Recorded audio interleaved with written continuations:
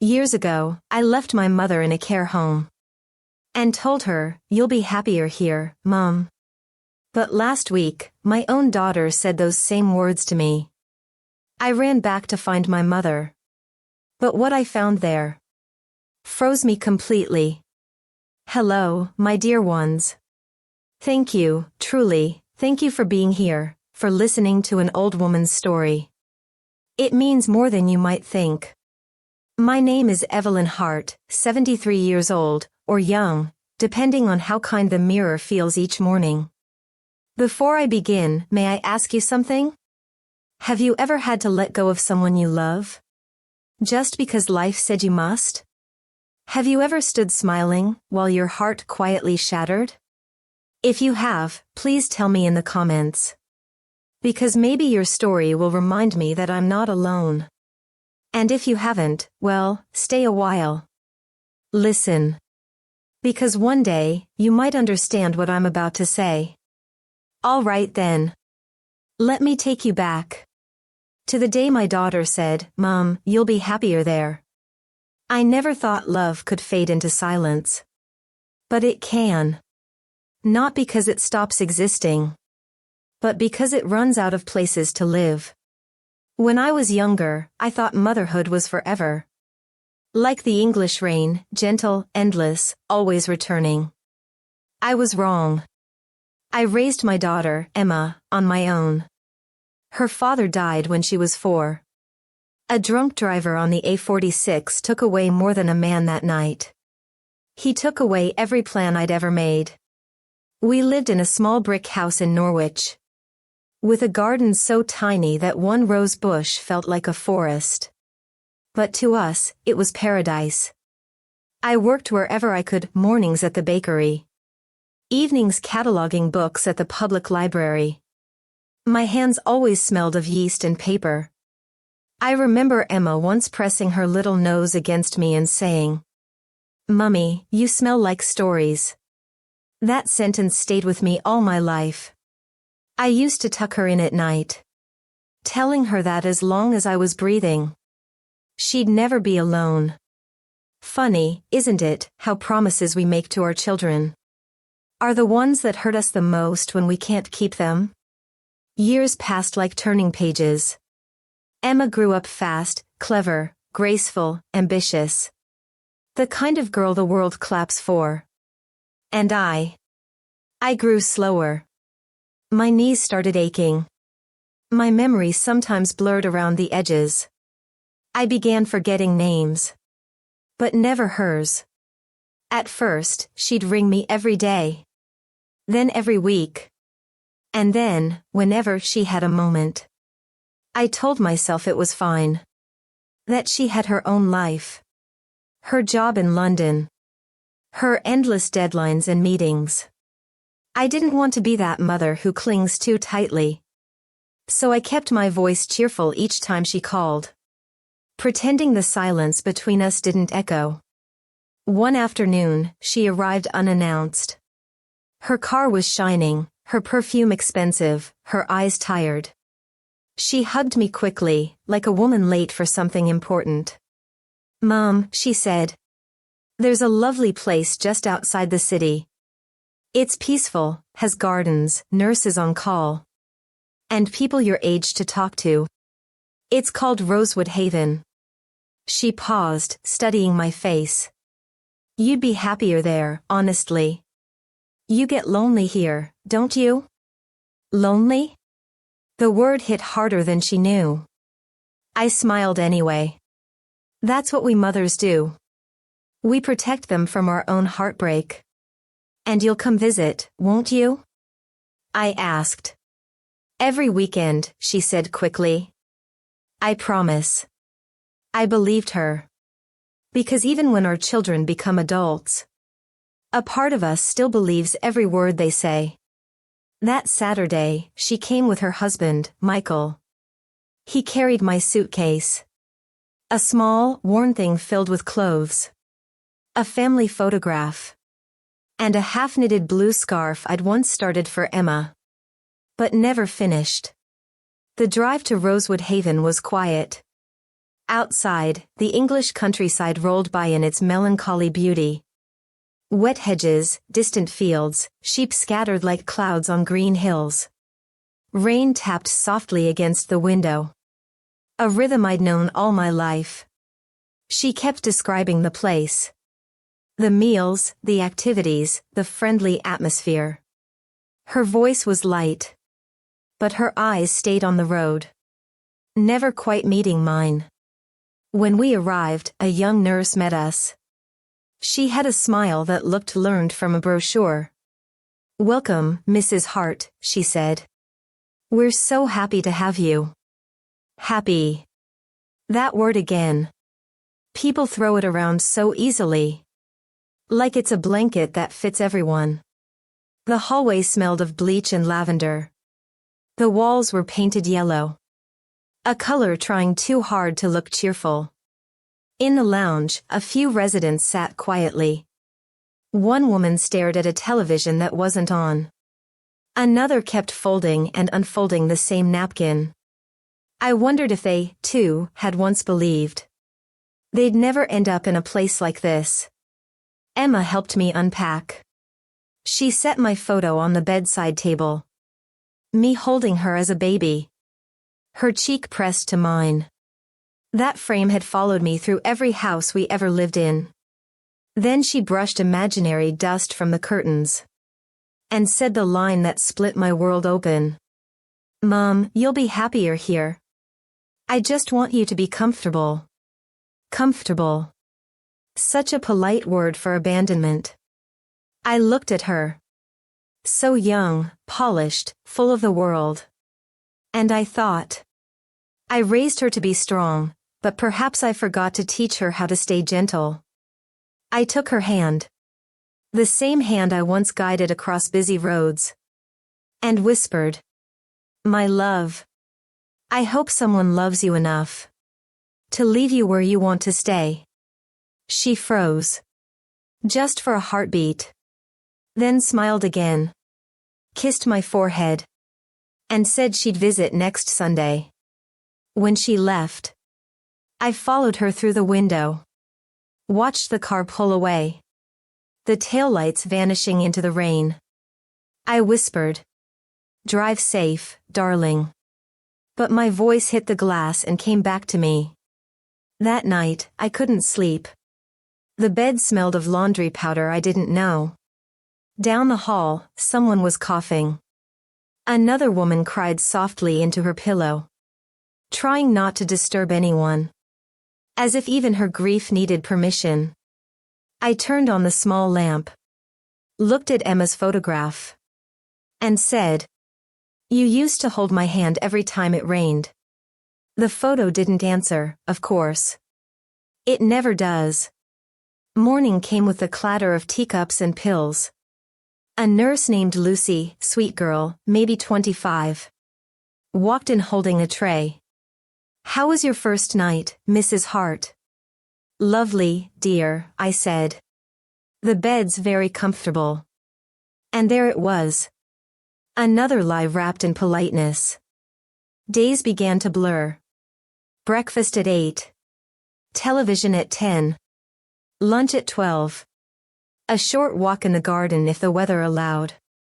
Life reduced to schedules and soft food. But evenings. Evenings were the worst. That's when the sun dipped behind the trees. And the corridors turned quiet. I'd sit by the window. Watching the rain streak down the glass. Imagining Emma as a little girl again. Running barefoot in puddles. Shouting. "Mummy, look. I found a rainbow." The same rain that once smelled of laughter. Now tasted like goodbyes.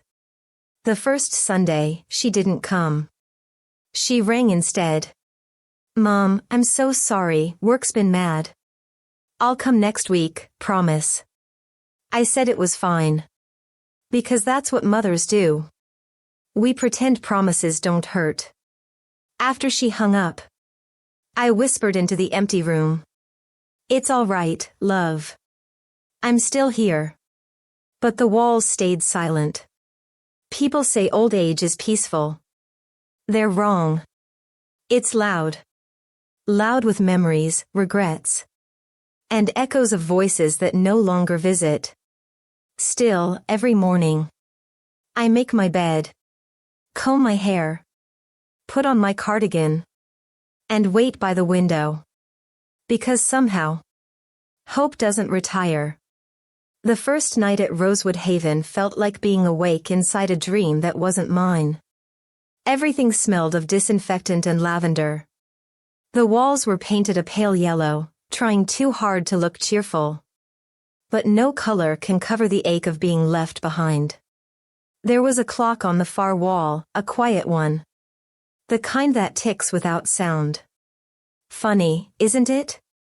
The things that go silent are the ones that remind you most of time. They gave me a small room with a window that faced the garden. There was a narrow bed, a wooden chair, and a small photo frame waiting for a picture that no one brought. I unpacked slowly. A cardigan, a few books, my glasses, and the wedding ring I couldn't bring myself to sell yet. The nurse, Clara, was kind. She spoke softly, as if she was afraid her words might break me. "You'll like it here, Mrs. Reed. Everyone does after a while. Everyone does, after a while." That phrase stayed with me like a thorn under the skin. That night, I couldn't sleep. Every creak in the hallway felt like footsteps walking away.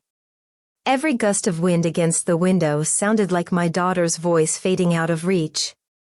So I sat by the window, watching the rain fall over the garden lamps. The drops looked like tiny lights trying to find their way back to the sky. And I wondered, was that what I was now? A flicker trying to find its way home? Days passed. People here had stories too. But they didn't tell them often. You could see them, though. Written in the way they stared at the television but never really watched. In the way they smiled when the phone rang, only to fade when it wasn't for them. One lady, Margaret, always wore bright scarves.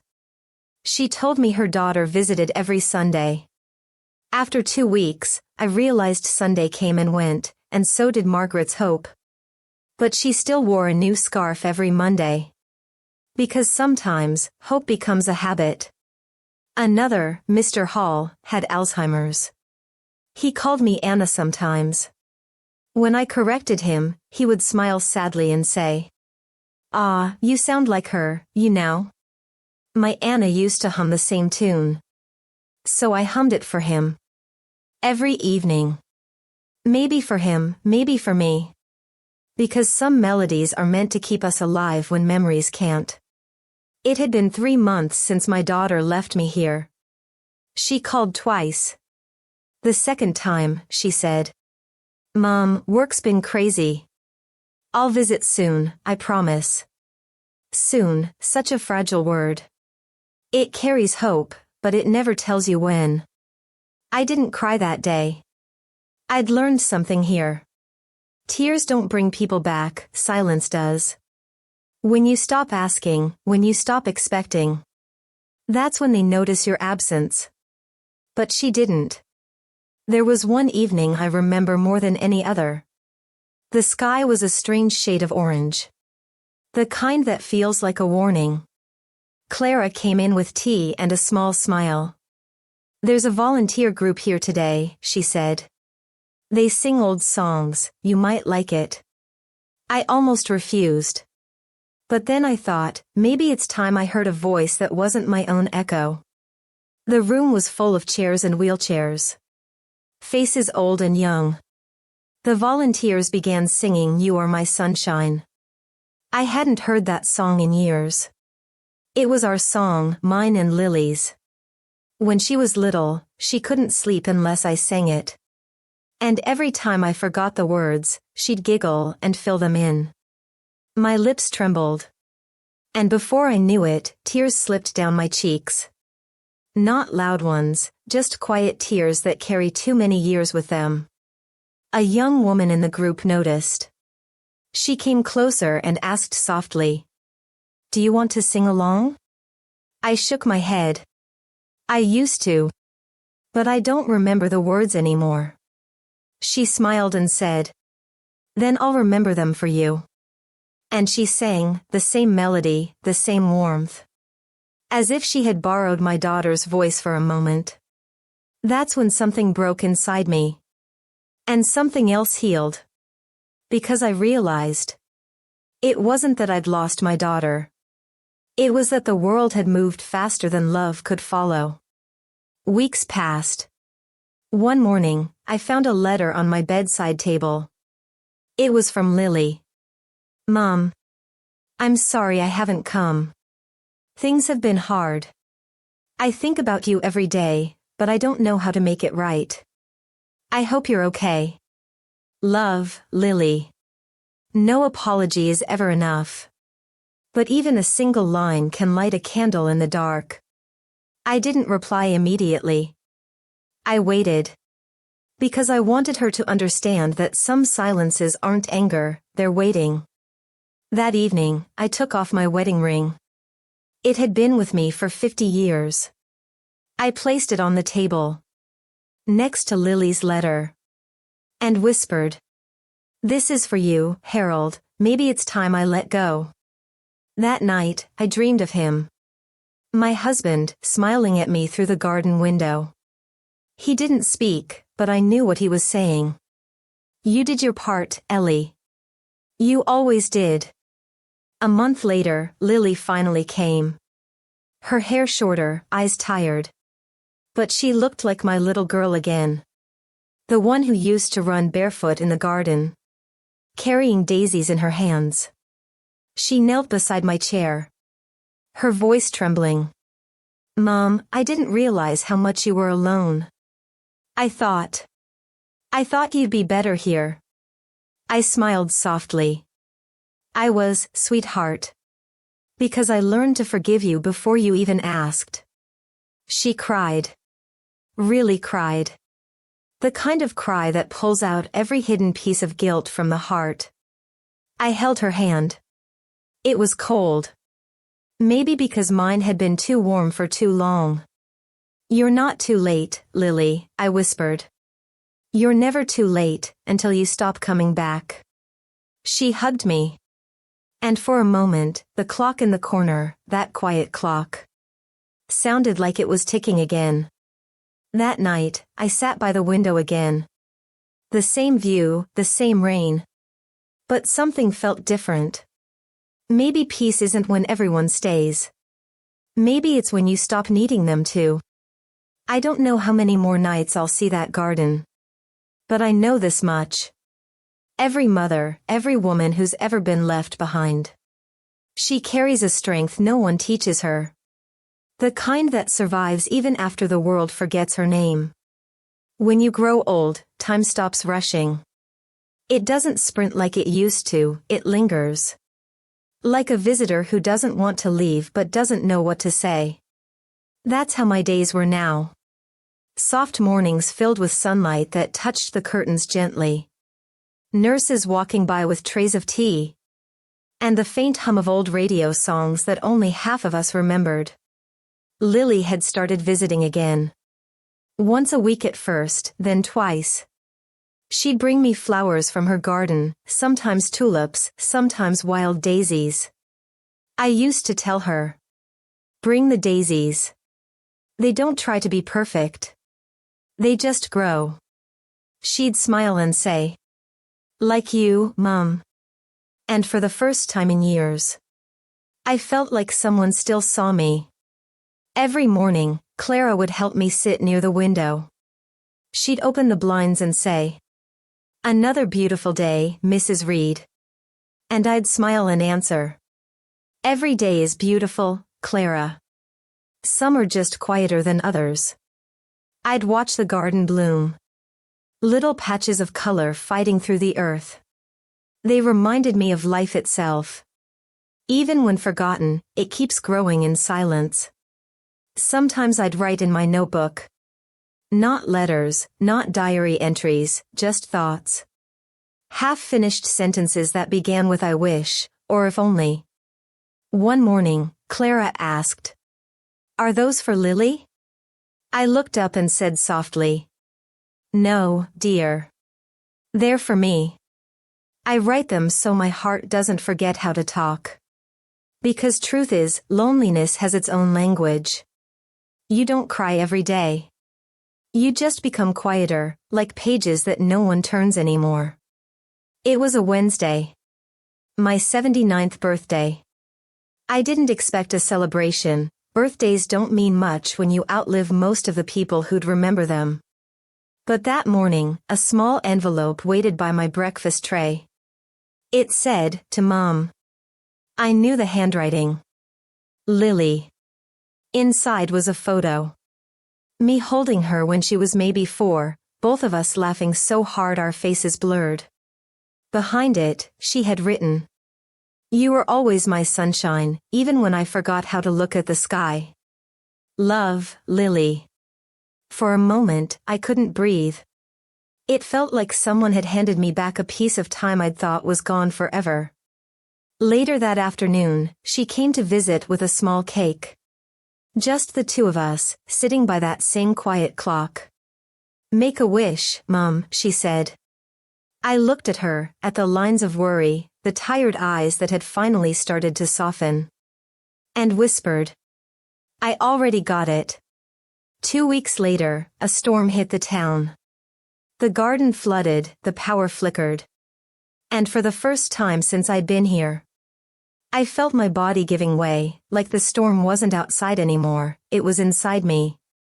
Clara found me sitting by the window, my cardigan slipping off one shoulder. Mrs. Reed, you need to rest. I smiled faintly. I've been resting my whole life, dear. Maybe it's time I stand up and go, wherever he is. She didn't understand, but she nodded. She always did. That night, Lily called. The roads were closed, so she couldn't come. Her voice was full of panic. Mom, please, I'll be there first thing in the morning, I promise. I told her it was okay. I didn't want her to drive in the rain. But after the call ended, I sat there, listening to the thunder. Thinking about promises and how sometimes love isn't in keeping them, it's in understanding why they're broken. The next morning, I asked Clara for a piece of paper. You're writing to Lily, she asked. I nodded. Yes. But not to send. Just to leave. She didn't question it. She just placed the paper in front of me and smiled. And then, slowly, I began to write. Dear Lily. If you're reading this, it means I've finally remembered how to rest. Please don't cry. Tears blur the memories, and I want you to see ours clearly. Every laugh, every bedtime story, every song I hummed when you were afraid of the dark. I never blamed you for leaving me here. You thought I'd be safer, quieter, cared for. And you were right, in a way. Because here, I learned something you never could have taught me. How to forgive without forgetting. Do you remember the lullaby I used to sing? You are my sunshine. I want you to keep singing it. Not for me, but for yourself. Because even when I'm gone, the sun will still rise. And every ray that touches your face will carry my love in it. Don't let guilt live in your house, Lily. Let love live there instead. And if you ever feel lost, just look for the quietest moment in your day. That's where I'll be. All my love. Mom. When I finished, I folded the letter and placed it inside the photo frame. The one that had been empty since the day I arrived. Now it had something real to hold. I felt tired, but it was a peaceful kind of tired. Like waves finally reaching the shore. I looked around my little room one last time. The daisies Lily had brought last week were still fresh. Facing the window. Like they were waiting for morning. And then I whispered to the air. I'm ready, Harold. Tell them I'm bringing tea. When Lily arrived the next morning, the nurses met her at the door. She already knew. Mothers always teach their daughters how to feel before they know how to understand. She walked into my room, sat by my bed, and found the letter. Clara said she stayed there for hours. Not crying loudly. Just tracing the words with her fingers. Again and again. As if she could pull me back through them. She took the letter home. And every year since then, she visits the garden at Rosewood Haven. Planting daisies near the window. The same spot I used to sit. The same place where the quiet clock still ticks. A little slower now. As if it remembers me too. They say memories fade. But I think they just change form.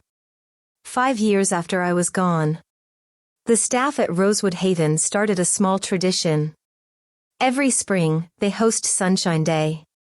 Families visit, sing, and plant flowers for the ones they've lost. Clara always starts it the same way. By reading a few lines from my letter. Don't let guilt live in your house. Let love live there instead. And Lily? She comes every year. She brings her daughter now, little Ellie. She tells her stories about her grandmother.